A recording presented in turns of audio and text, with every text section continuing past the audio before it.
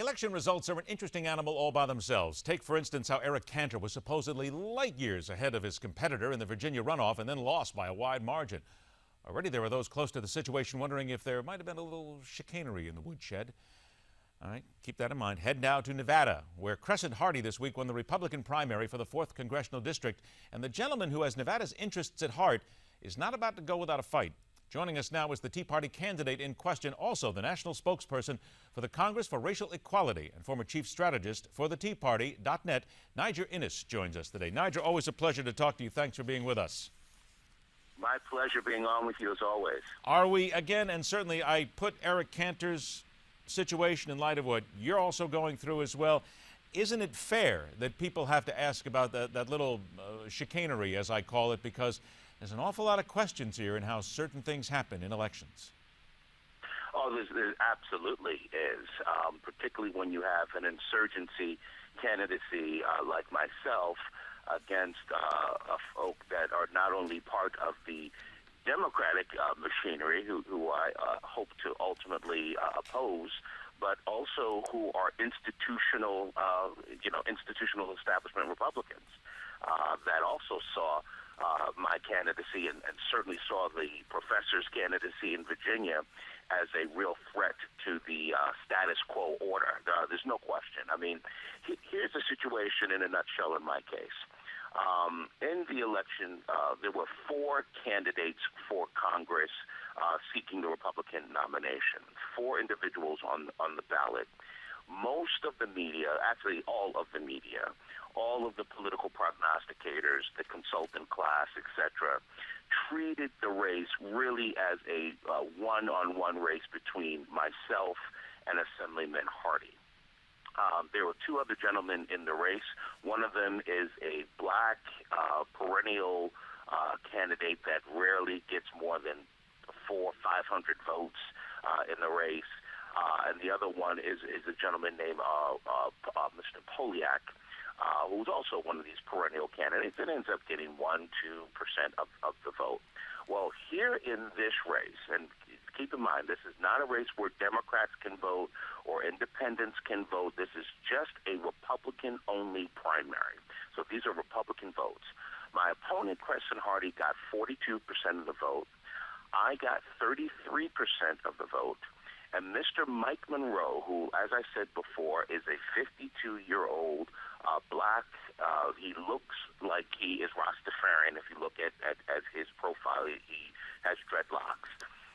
And Mr. Mike Monroe in Nevada, in a Republican primary, ends up getting 22% of the vote and winning 2 rural counties. Now, we call these counties here in the local vernacular, we call them cow counties, okay, because they're filled with ranchers and miners and, folk who have been here generations and whose families helped establish the Wild Wild West, if you will, and civilize the Wild Wild West, and particularly in Nevada.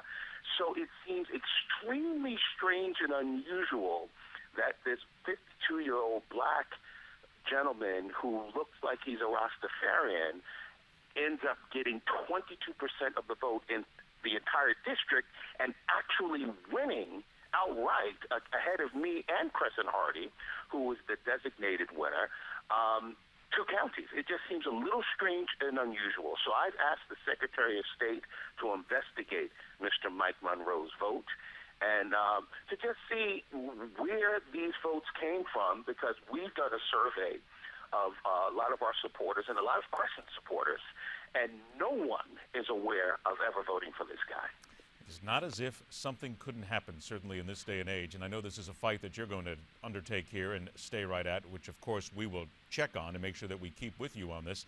Couple of minutes that we have left, though, I do want to take you now to the president, who made a statement earlier this hour discussing Iraq, basically saying that it is a challenging international effort to rebuild. He is looking to work with the Iraqi government. He is not putting anything off the table, basically talking about a targeted and precise response at this point. Did not mention putting any actual troops on the ground again, which I think makes many people very happy, because I don't think he would have gotten away with that at this point. But I know you haven't had a chance to hear the entire thing yet, but just some of the things that I have given you right now, your initial reaction.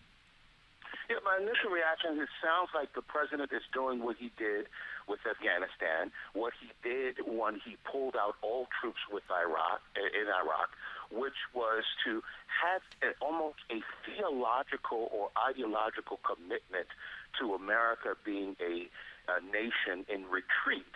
Now, I'm not necessarily saying that we should put boots on the ground in Iraq or in other theaters where there are threats to our national security. But what I am saying is that it's very childish on the part of the President of the United States to openly telegraph to our enemies, to terrorists, to the Taliban, to other enemies of the United States, what we are and what we are not prepared to do.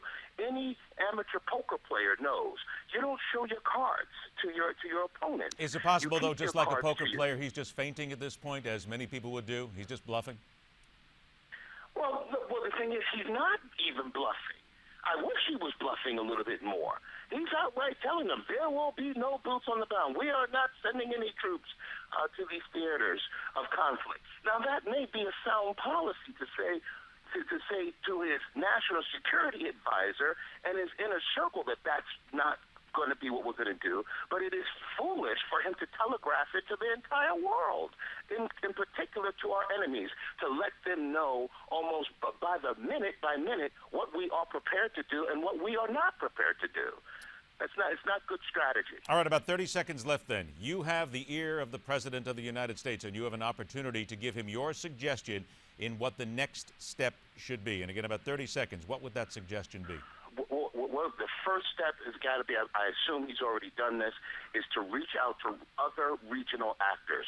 Turkey has an interest in stability in Iraq. The Saudis have interest in stability in Iraq. Even our enemies, Iran, have an interest in stability in Iraq. There needs to be a collaborative effort to make sure that Iraq does not become a sinkhole for the region, which would most directly affect those nations. All right, well put. Niger, Innis, thank you so much for joining us. We'll keep track on what's happening with you out there, and we will absolutely speak to you again, my friend. Have a wonderful weekend. Thank you, my friend. Take care. All right, take care. Now, what do you think, America? Here's your chance. Let's go ahead and put the social medias up there and let you tell us what you think. You heard the president. We are going to be talking about this all day long. Tell us on Twitter, tell us in email, tell us on Facebook, tell us what you think should be done next. What is that next step? This is Midpoint. Every day, we question everything.